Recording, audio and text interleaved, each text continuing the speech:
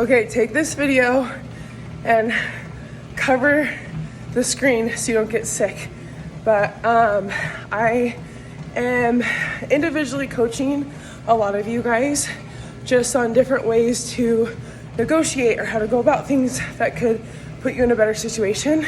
And instead of doing that on a one-on-one basis, I'm going to do it in a public way. So Chaz, I'm talking to you today, but I think others may have similar experiences that will overlap where this could be applicable. So right now, I want to go over negotiating first position with your listings. So I called the listing agent and I just sent him a text and I'm like, hey, I have a buyer who's ready. I'm gonna give you the pen. I want you to write what's gonna put your clients in the perfect position. Let's go under contract tonight.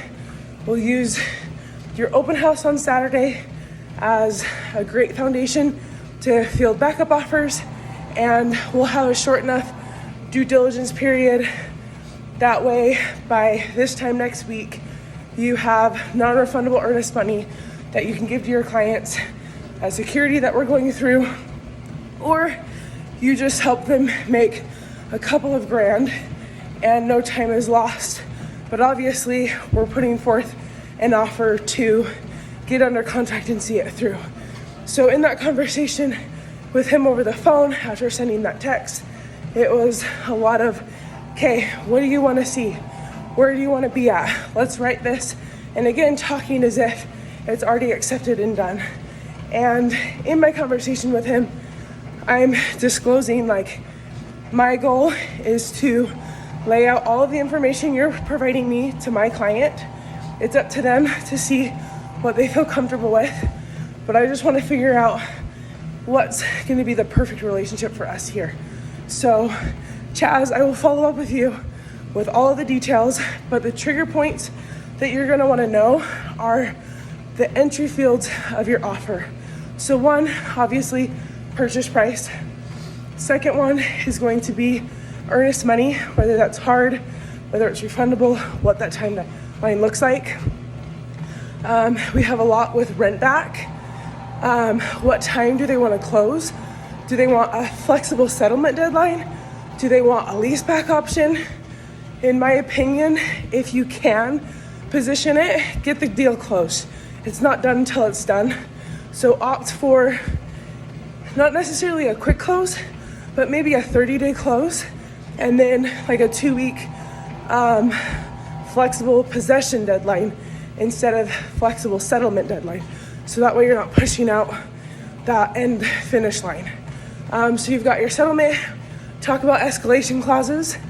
So if there are other offers on the table, what you'll escalate up to, also how much more you'll beat the offer by, right? If someone was like, hey, I'll be better than your next offer by $500 and my house is $800, that's not gonna like hold much weight, right?